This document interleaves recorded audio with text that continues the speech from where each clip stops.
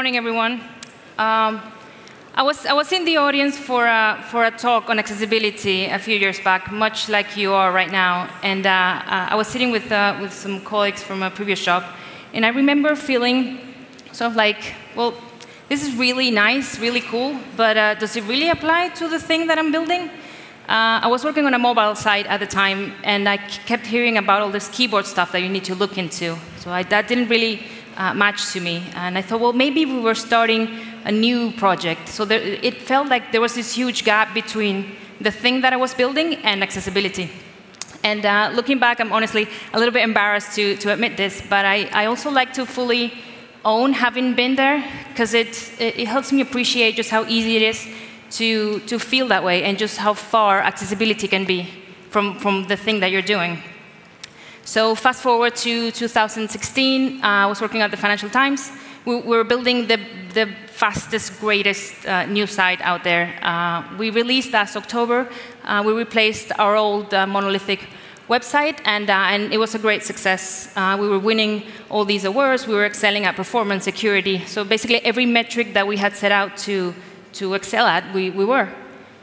So one day, we just decided to look at accessibility, and thinking, well, we're great at all these other things. Maybe we're great at accessibility too, just magically. But unlike performance and security, we hadn't really put a collective effort into accessibility, so no surprise, we weren't very good.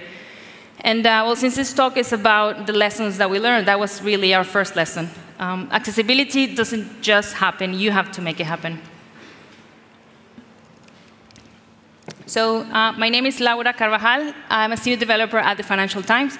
That's a picture of our office. We're a pretty cool place. We own a rainbow, as you can see. And today I want to tell you about the lessons that we learned once we realized that we had built this beautiful performant thing that couldn't really be used by everyone. So today, if you're in that place where you're wondering if accessibility really applies to your project, I hope that you walk away convinced that it does, and that it's really easy to get started. So what is accessibility?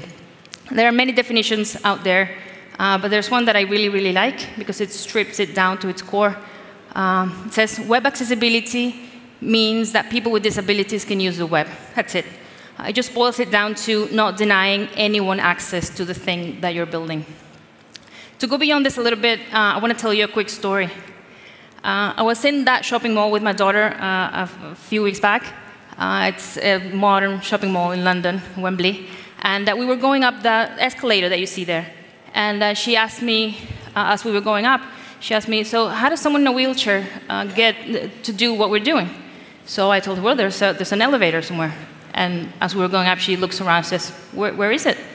And to be honest, I couldn't see it. It's only when we got to the top that I could see, at the very far end of that long hallway, that I could see an elevator, so I pointed it out.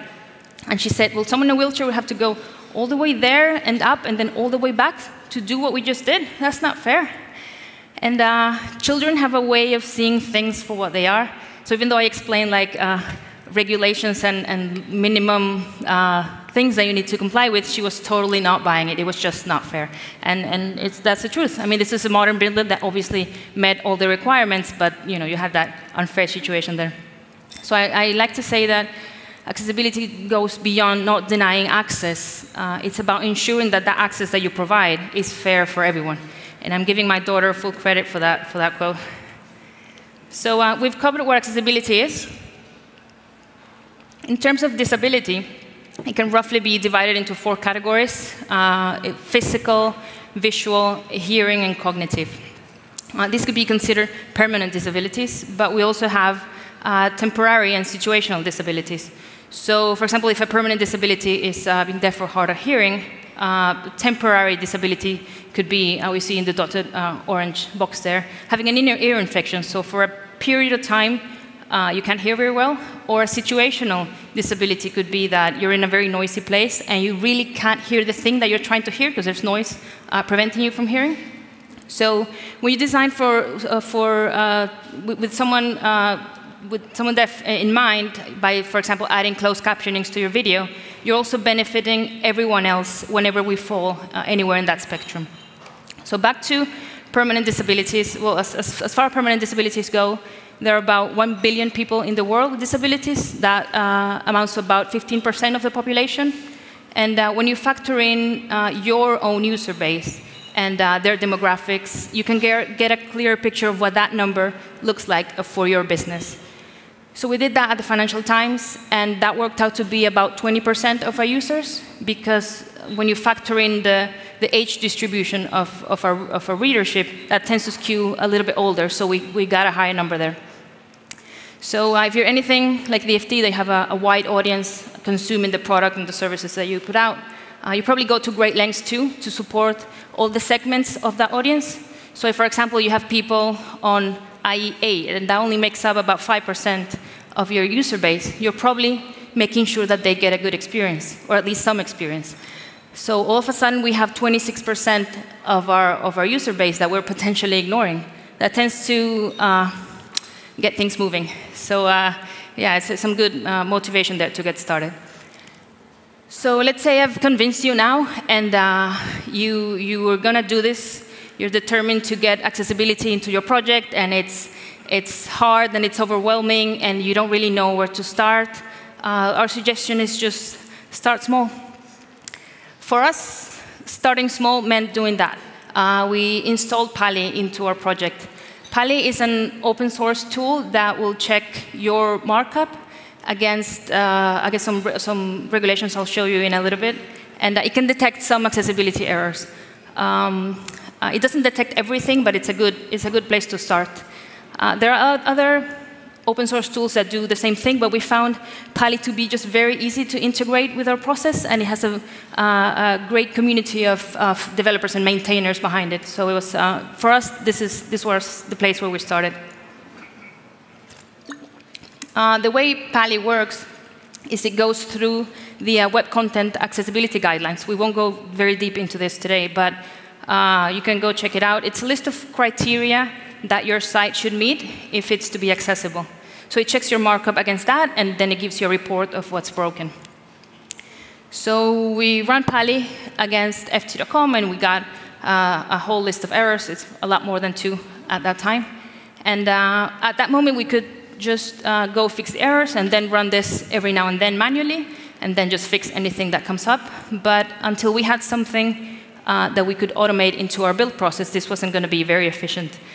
So Palli have sort of a wrapper that's called Palli CI. It helps you integrate Palli into your continuous integration process. So I want to show you what that looks like at the FT. This is an overly simplified view of our build process. So we have several node apps that make up all of ft.com. So one app could be the front page, the article page, or sign-up pages. Those apps live in GitHub. Every time we push to a branch in GitHub, that kicks off a Circle CI build.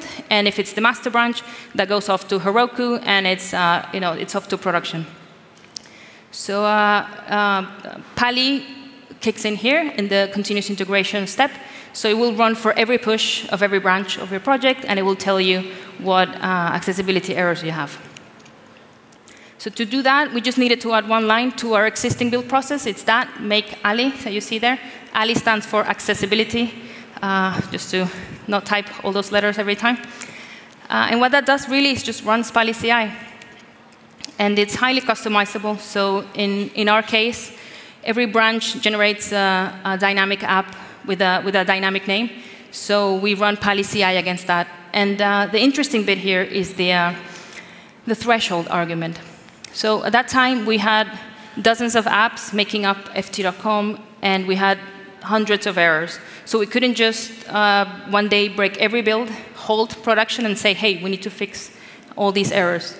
So what that allows you to do is to integrate Palli, to not break any of your builds. So your builds will pass if you have less than that amount of errors. So you just initially set that value to something very high. And you'll still have green builds. Everything will pass. No one will have their builds failing because of you. But you will see now a report of the accessibility errors that you have. So once we did that, we went app by app, cleaning up all the errors. And once we removed all the errors in one of the apps, we will remove the threshold argument. So from that moment, if a new branch included a new accessibility error, then that branch wouldn't pass. So that was sort of our ultimate goal. So it would look like that. So now you sort of reached like a 0 error level, and then there's a new branch that has a new error, and you can't push that to production. So that was a big achievement. I mean, getting to the point where all of our apps had this, they all had 0 errors, and were preventing new errors from making it into production. That was a big deal. We felt like winners. No more accessibility errors would ever make it into production. But we realized that even though everyone was for accessibility, they all liked the idea of Palli, they even liked the idea of having Palli break their build. We didn't really do a great job of explaining what to do once you got that list of errors, what they meant or what you were supposed to do. So that was really the second lesson that we learned. Before you set the build on fire, train people. So a good place to start is this free Udacity course by Alice Boxall and Rob Dodson from Google. I'll share the slides later so you can grab the URL. But this is a great tutorial that you can do at your own pace, and this is where we started our own training. So we've reached that level where you have 0 errors in your app or in all of your apps. You remove that threshold argument, and nothing new is going to make it into production. But up until now, we've only spoken about errors that you can detect automatically with Palli. So that's about 20, 30, 35% of all the potential errors that you can have. But the rest need to be checked manually. So to do that, you can do some other things. One of them is getting an external audit, where a third party with experience in accessibility checks your site and gives you a report of what's broken, or certifies you that you have no errors and you're accessible. Something else that you can do is having customer research or user testing. And the third one is learning how to use assistive tech yourself, so you can test your own site and spot some of these errors. These are not mutually exclusive, and ideally you should be doing all of them. So I'm going to go through each of this. In our case, the external audit was conducted by the Digital Accessibility Center. And I'm going to show you a little video of what they did.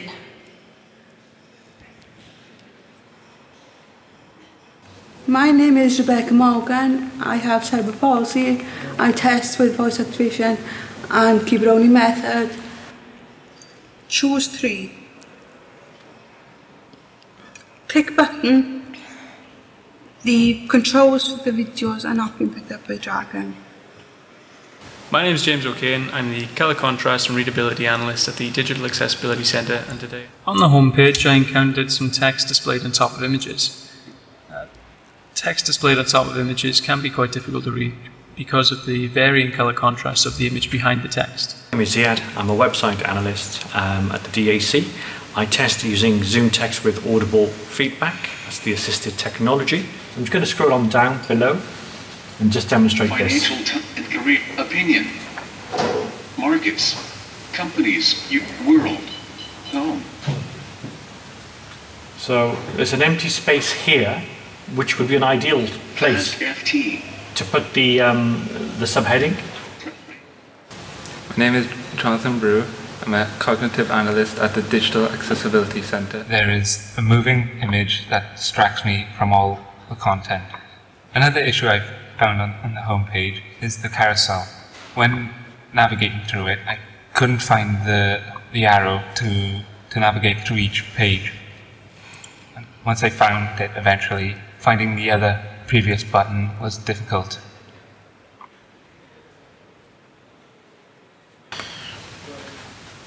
Hello there, my name is Mike Jones. I'm completely blind and I'm a screen reader analyst for the Digital Accessibility Centre. On one of the articles I tested, there are several headings that announcers read more, and these also interrupt the article. It's not clear what the user will be reading more about. Further to this, these headings actually interrupt the main article that the user is reading. So it would have been helpful to me to ensure that the article read smoothly and continuously without interruptions. Yeah, So that's some of the work that they did. This is only 2 minutes long, but I was lucky enough to be able to spend a full day with them while they were doing the testing. And if you have a chance to do this for the product that you're building, I highly recommend it because it will change your perspective on the work that you do forever. So after that, all of that testing, we got a report back with about, it was like 200-page report giving us all the errors that we had, all the stuff that they had detected manually. So we went about fixing all of those. It took us a couple of months. And just very recently, we got an accreditation saying this website is accessible to this level of conformance. And we were very glad to get it because it was a lot of hard work. And we were also very glad to be the first site in our industry to get it. But this is not a title that we want to hold alone. So we encourage people from The Guardian, The Post, The Times, and everyone else to get on this. This is really one metric we should all be trying to outdo each other on. So another way to check for problems is having actual user testing and customer research. You may have all the theory right, you may have your accreditation in place, but if you want your new features to make sense, they should probably be tested by actual users, or you could end up building something that looks good on paper, but you still get it very, very wrong. So lastly here, I want to talk a little bit about how we went about learning how to use assistive tech ourselves. We had never done that before in the team. So this is one thing you can do for free, and I highly encourage it. So these are some of the tools that we use. You get them all for free if you have a Mac. So we use VoiceOver for a screen reader. We test using keyboard-only method. I'll show you that in a little bit. And we use the Zoom capabilities of the Mac. We test a little bit on Windows as well, because they have this high contrast mode that just breaks everything. So it's a lot worse than the Mac one. And by a lot worse, I mean a lot better, because it finds a lot more errors. So if you have access to Windows, I highly recommend looking at what you build with that mode. So one thing that really helped us a lot was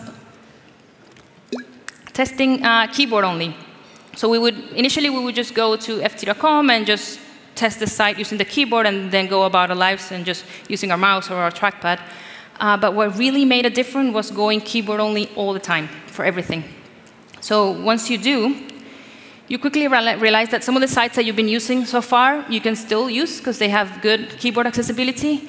But then there are some sites that become impossible to use.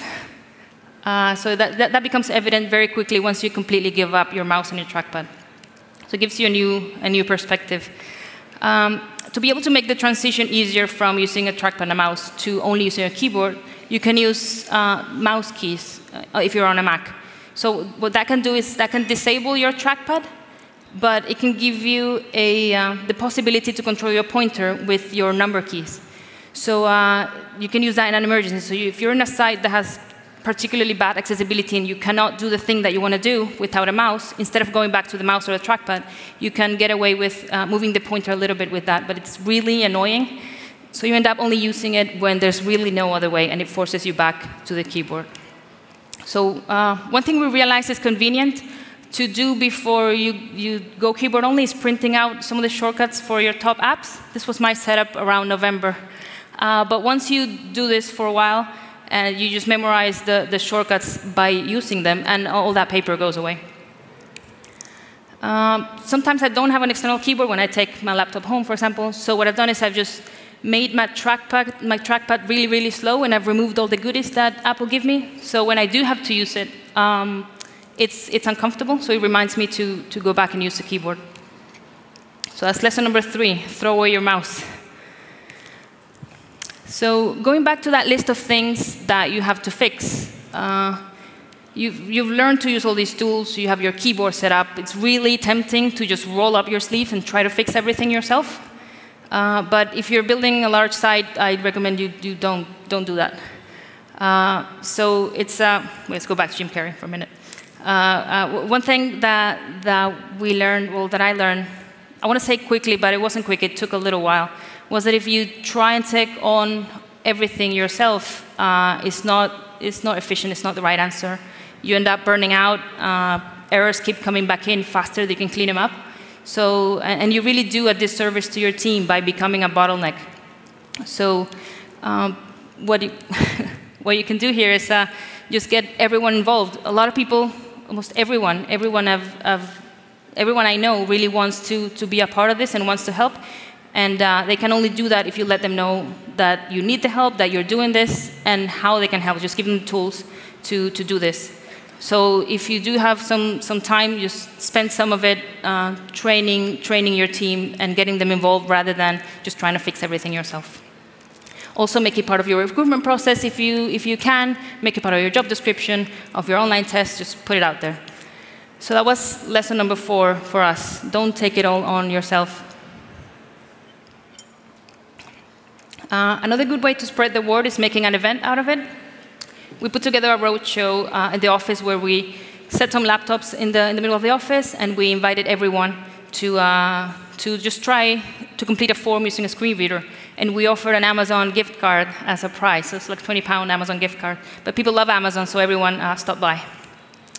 So this is a form that they had to fill out. As you can see, you can't really see very much, so you're forced to rely on the screen reader to do it. And a lot of the people who stopped by, this was their first time using a screen reader. Some of them didn't even know what a screen reader was, so this was a great way to expose a lot of people at the same time to accessibility. That's what the form is. It's just a very simple form with some annoying menu items if you don't skip them properly. And it had some accessibility built in. The way we did that was just very crudely blurred everything and just disabled clicks and just discouraged people from trying to cheat. But the big takeaway of this event that we held, and it's probably one of the highlights of my career in the 15 years or so that I've been doing this, was moments like that one. That is Patrick Hammond. You probably know him. He's a seasoned developer, rarely surprised by web things. But this was his reaction to interacting with the web with a screen reader for the first time. And Patrick, I apologize. I'm going to use that picture for the rest of the year as I talk about this. We got that type of reaction from a lot of people. And it was really great because we managed to create a space of collective empathy within these 20 minutes or so that people did this. We had all these people just stepping into someone else's shoes for a minute or two at a time. But everyone walked away with a new perspective on how people really use the product that they were building. So that was lesson number 5. Talk about it a lot. Make sure you spread the word. You never know who's listening. And you're probably inspiring more people than you think you are. Before we finish, I want to take you back to how this really all got started for us at the FC. I was on bug duty one day, and I noticed this card up on our Jira board for bug duty. And bug duty is the only place where we have a Jira board at the Financial Times. It said, integrate Palli. I didn't know what that was. I didn't know what Palli was. But I picked up that card. And when I looked at the history of the card, I saw that it had been knocking around on our backlog for a long time until my colleague, Ben Fletcher, prioritized it. Ben Fletcher is a senior developer at the Financial Times, like myself, who just happens to be deafblind. And by prioritizing that card, he just made us aware that this was a thing that we probably should be looking at. So that was lesson number 6 for us.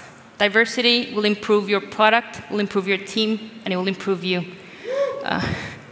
Ben's small action really snowballed into us building a better product. Our team learned about accessibility and got a new perspective and just grew as a team. And it led to me standing in front of you all here today. So to recap, just the things that we've learned, and just to give you a few things that you can do probably tonight in under half an hour. Accessibility doesn't just happen, you have to make it happen. You can do that in 1 minute in your project if you make Palli CI part of your build process with a high threshold. Just get it in there, start getting reports of your accessibility errors. Number 2, train your people. One good way is you could share that Udacity course with some of your colleagues and then go over it later. That's very quick. Throw away your mouse. That takes 5 seconds, but I do suggest printing out some shortcuts beforehand. Don't take it all on yourself. Add it to your job description. Talk about it in your office. Get other teams involved. Get designers, get QA, get product involved. Talk about it. Go on Twitter. There's a lot of fantastic people out there with great insights on accessibility. I'll share some links at the end of this talk. So yeah, just go over their Twitter feeds and just see what they're talking about. Retweet something that you find interesting, something that inspires you. Can be done very quickly. And the last one, I unfortunately don't have like a magic silver bullet that you can do in 30 seconds to improve diversity where you work. But if you're involved in hiring or if you're involved in hiring, just try to prioritize it, and if not, make it a thing that you talk about, because it really benefits all those things that we just talked about. A while back, it was probably normal to have this be the only entrance to a public building somewhere. Now it would be unthinkable to have this. But don't wait until it becomes unthinkable to have inaccessible websites. The time to make your website accessible is today. So just do it. Thank you.